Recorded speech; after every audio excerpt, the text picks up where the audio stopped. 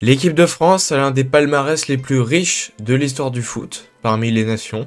2 Coupes du Monde, 2 Euros, 2 Coupes des Confédérations d'affilée et aussi une Ligue des Nations assez récemment. Mais quand on regarde de plus près tous ces titres, on se rend compte qu'ils ont presque tous été obtenus depuis 1998, à l'exception de l'Euro 1984. Alors aujourd'hui, je voulais parler de l'équipe de France et de ses débâcles durant le XXe siècle, avant ses heures de gloire à la toute fin de ce siècle.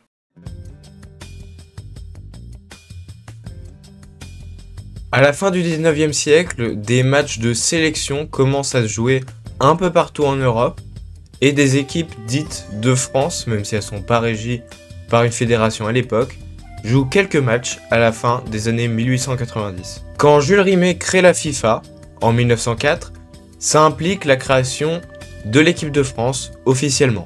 Et elle joue son premier match contre la Belgique le 1er mai 1904. Un match qui se termine sur le score de 3 buts partout. À l'époque, et jusqu'en 97 en réalité, les matchs de l'équipe de France se jouent pour la plupart au Parc des Princes. Et parfois, les résultats sont assez compliqués, même à l'extérieur. On a par exemple une défaite 15-0 contre l'Angleterre.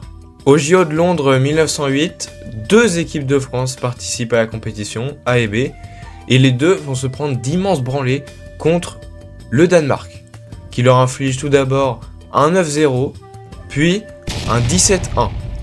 Bien joué au seul Français qui a marqué un but pendant cette compétition.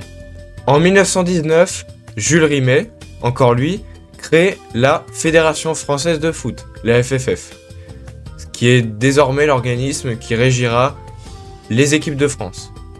Mais il n'y a pas grand chose à se mettre sous la dent à l'époque, puisque les 2 seuls faits notables sont une petite victoire contre l'Angleterre et contre l'Italie. 1930 marque la toute première Coupe du Monde de football de l'histoire, et la France sort dès le premier tour, malgré des résultats acceptables on va dire, notamment le fait qu'ils aient remporté leur premier match, le premier match de l'histoire de la Coupe du Monde, avec Lucien Laurent comme premier buteur à jamais.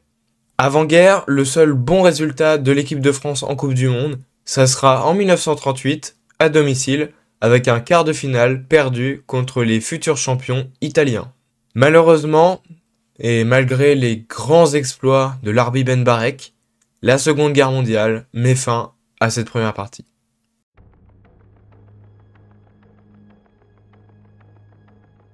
Mais au sortir de la guerre, les Bleus sont sur un très bon élan et 1958 marquera un premier sommet.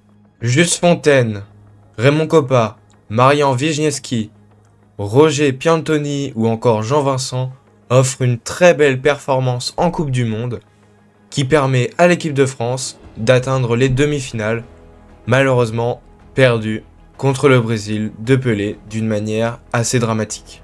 Malgré tout, il décroche ensuite la 3e place en petite finale, ce qui permet d'entériner pour l'instant le meilleur résultat de l'histoire de l'équipe de France avec un Juste Fontaine qui survole la compétition, 13 buts en seulement 6 matchs, un record qui, même avec plus de matchs aujourd'hui, n'est jamais tombé. Mais bon, la France ne va pas parvenir à capitaliser sur cet exploit, puisqu'ils ne participeront qu'à 2 ou 3 reprises à la Coupe du Monde entre-temps, et surtout une seule fois à l'Euro, avant 1984.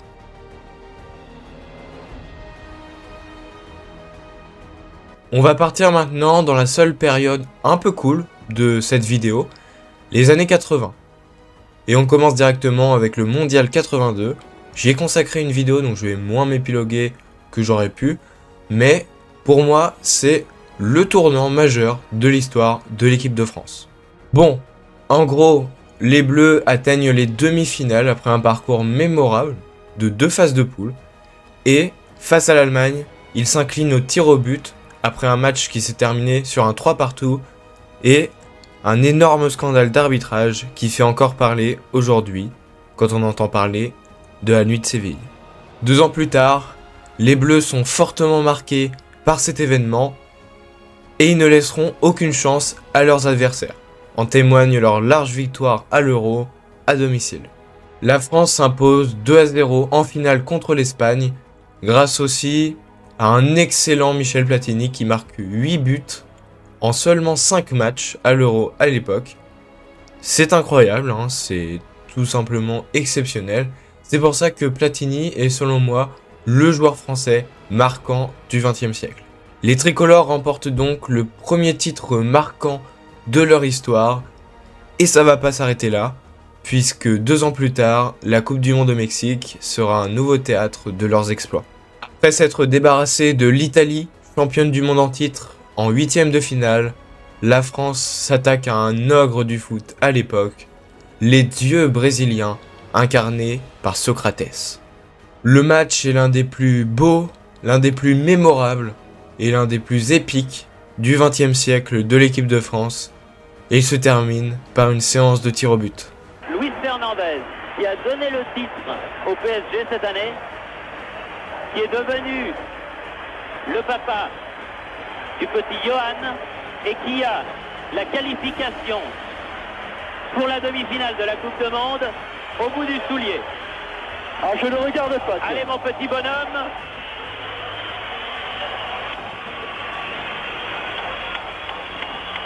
Je ne dis rien, je vous fais remarquer. Je ne dis rien. Allez Louis. Allez mon petit bonhomme. Ouais. Oui, mon petit bonhomme, bravo. Bravo. En demi-finale, c'est le drame devant nous. Devant nous, ils sont atterrés. Ils se sont levés souvent. Nous nous levons que pour une fois, mais c'est la bonne. Nous nous levons une fois, mais c'est la bonne.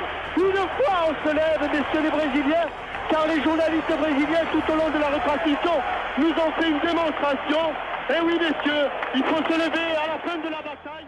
La France atteint une nouvelle fois le dernier carré, mais malheureusement s'incline 2-0 contre l'Allemagne après un match où ils n'auront pas vraiment existé.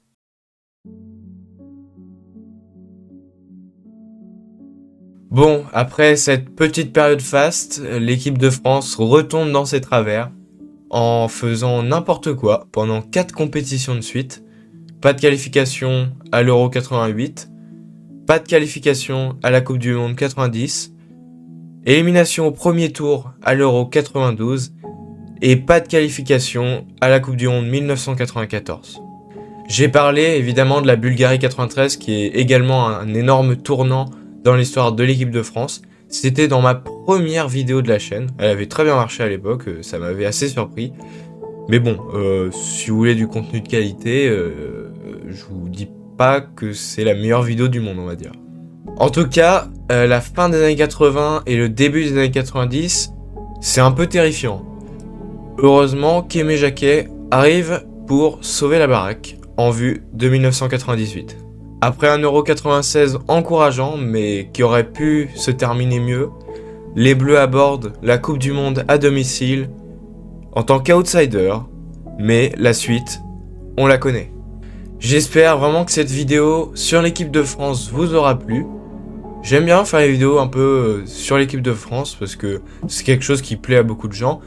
Et c'est assez intéressant puisque l'équipe de France a une histoire riche, autant dans les défaites que dans les victoires. Hein. Comme vous pouvez le remarquer, il y a quand même pas mal de compétitions qu'on a remportées ensuite.